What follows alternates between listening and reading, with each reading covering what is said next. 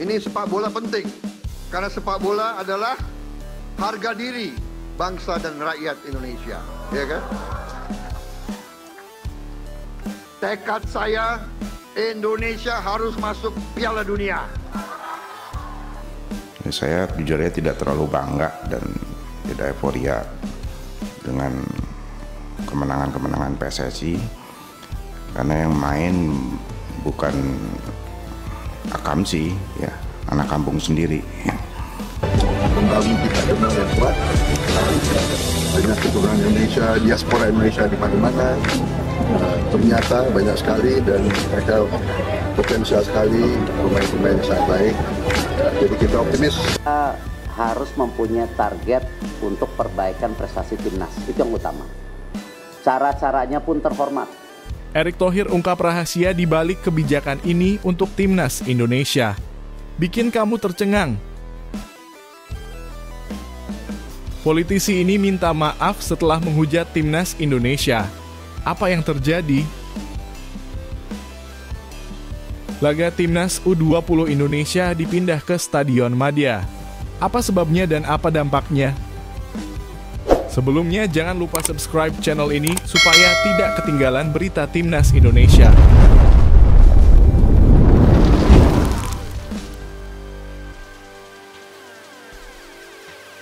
Erick Thohir ungkap rahasia di balik kebijakan ini untuk timnas Indonesia. Bikin kamu tercengang. Ketua Umum PSSI Erick Thohir baru-baru ini memberikan pernyataan tegas mengenai kebijakan naturalisasi pemain dalam upaya membangun tim nasional Indonesia. Ia menggarisbawahi bahwa proses ini adalah langkah strategis untuk mencapai prestasi yang lebih baik bagi timnas. Dalam pandangannya, sebagai negara yang menjunjung tinggi prinsip demokrasi, PSSI sangat terbuka terhadap kritik dan masukan dari berbagai pihak. Erick menjelaskan bahwa naturalisasi bukan hanya sekadar keputusan, melainkan bagian integral dari pengembangan timnas. Menurutnya penting untuk mengumpulkan pemain-pemain terbaik termasuk mereka yang memiliki garis keturunan Indonesia. Contohnya adalah Mas Hilgers yang memiliki darah Manado dan Eliano Reijnders yang kakeknya berasal dari Jatinegara, Jakarta Timur. Kita ingin memfokuskan semua talenta terbaik bangsa Indonesia yang ada di luar negeri untuk memperkuat tim nasional, jelas Erick. Selain itu, Erick menekankan bahwa proses pembangunan timnas adalah perjalanan jangka panjang yang tidak bisa dinilai hanya dari prestasi instan. Ia mencatat keberhasilan timnas U19 yang meraih juara di Piala AFF U19 2024, di mana pemain naturalisasi seperti Jens Raven turut berkontribusi. Proses ini tidak dapat diukur dalam jangka pendek, kita harus berpikir menengah dan panjang, tambahnya. Meskipun kebijakan naturalisasi menjadi perhatian banyak orang, Erick memastikan bahwa pengembangan talenta lokal tetap menjadi prioritas. Ia berkomitmen untuk menjaga keseimbangan antara pemain yang dinaturalisasi dan pemain lokal dalam timnas.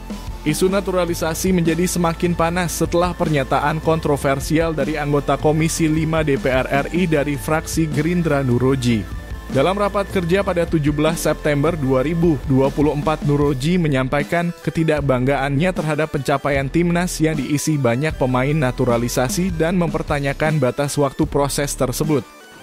Saya jujurnya tidak terlalu bangga dan tidak euforia dengan kemenangan-kemenangan PSSI, karena yang main bukan akamsi, ya, anak kampung sendiri. Dengan kondisi yang kian memanas ini, publik penasaran tentang arah kebijakan PSSI di masa depan dan bagaimana langkah Erick Thohir dalam meredakan kontroversi yang ada. Apakah strategi ini akan membuahkan hasil atau justru menambah masalah bagi timnas Indonesia?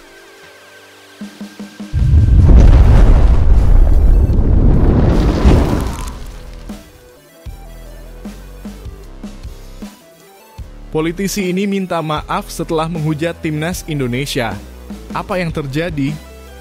Anggota fraksi Gerindra DPR RI Nuroji yang berasal dari Depok baru-baru ini menjadi sorotan publik setelah pernyataannya yang kontroversial tentang tim nasional Indonesia. Dalam sebuah rapat DPR, ia mengungkapkan ketidakbanggaannya terhadap timnas yang dianggapnya terlalu banyak diisi oleh pemain hasil naturalisasi bukan anak-anak lokal. Pernyataan tersebut memicu kemarahan di kalangan supporter dan warganet membuat Nuroji terpaksa menonaktifkan kolom komentar di akun Instagramnya. Dalam penjelasannya, fraksi Gerindra meminta maaf atas pernyataan yang dianggap mencoreng nama baik Timnas Indonesia.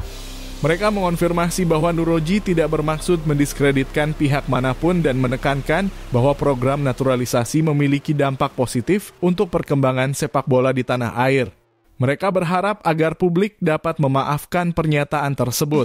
Nuroji dalam rapat dengar pendapat dengan Menteri Pemuda dan Olahraga Dito Aryo Tejo berkomentar bahwa ia merasa tidak bangga dengan timnas yang kini diisi mayoritas pemain naturalisasi.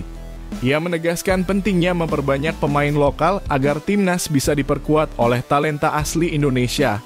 Setelah mendapatkan banyak kecaman, Nuroji berusaha untuk meredakan situasi dengan membagikan video dukungan dari Prabowo dan Erick Thohir tentang pembinaan pemain muda. Namun publik tetap marah dan ribuan komentar negatif mencurahkan kekecewaan mereka terhadap pernyataan Nuroji. Di tengah polemik ini, Nuroji diingatkan oleh fraksi Gerindra untuk lebih berhati-hati dalam menyampaikan pendapatnya, terutama yang berkaitan dengan tema yang sensitif seperti kebanggaan nasional dan sepak bola. Sebagai mantan Ketua DPC Partai Gerindra Kota Depok, Nuroji kini harus menghadapi konsekuensi dari pernyataannya yang kontroversial ini, dan fraksi Gerindra bahkan menyatakan siap melaporkan Nuroji ke pimpinan partai terkait pernyataan yang merugikan citra partai. Dengan situasi yang kian memanas ini, banyak yang bertanya-tanya bagaimana nasib Nuroji dan dampaknya terhadap citra fraksi Gerindra di mata publik.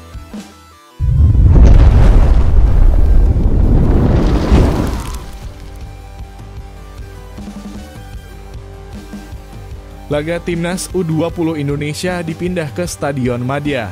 Apa sebabnya dan apa dampaknya? Venue untuk laga Timnas Indonesia U20 di kualifikasi Piala Asia U20 2025 telah mengalami perubahan yang signifikan, dengan pertandingan yang awalnya direncanakan berlangsung di Stadion Utama Gelora Bung Karno kini dipindahkan ke Stadion Madia di Jakarta. Perubahan ini disebabkan oleh kebutuhan untuk pemeliharaan besar-besaran pada lapangan SUGBK yang memaksa penyelenggara untuk mencari alternatif tempat pertandingan. Awalnya SUGBK dijadwalkan menjadi tuan rumah untuk pertandingan Grup F kualifikasi Piala Asia U20 2025 yang akan berlangsung dari 25 hingga 29 September 2024. Namun berdasarkan informasi dari akun Instagram resmi Timnas Indonesia, pihak pengelola SUGBK mengeluarkan surat yang menyatakan bahwa pemeliharaan lapangan tidak dapat dihindari sehingga semua laga kualifikasi akan diadakan di Stadion Madia Senayan. Dari segi tiket, perubahan venue ini juga berdampak pada harga yang ditawarkan. Tiket untuk pertandingan di Stadion Madia dibanderol dengan harga Rp150.000. Ini merupakan langkah untuk memberikan akses kepada para penggemar yang ingin mendukung tim nasional di tengah kondisi yang berubah. Timnas U20 Indonesia tergabung dalam Grup F bersama Yaman, Maladewa, dan Timor Leste. Seluruh pertandingan Timnas akan dilangsungkan di Stadion Madia, di mana mereka akan memulai perjuangan mereka pada 25 September dengan menghadapi Timnas Maladewa pada pukul 19.30 waktu Indonesia Barat. Setelah itu, skuad Garuda Nusantara akan bertanding melawan Timor Leste pada 27 September sebelum menutup fase grup melawan Yaman pada 29 September. Menariknya, hanya juara grup yang akan lolos otomatis ke Piala Asia U20 2025 menjadikan setiap laga sangat krusial bagi timnas. Pelatih Indra Syafri telah memanggil 30 pemain untuk menghadapi tantangan ini. Dengan tekanan dan harapan yang tinggi, banyak yang bertanya-tanya apakah Timnas Indonesia U20 mampu bersinar dan merebut tiket ke putaran final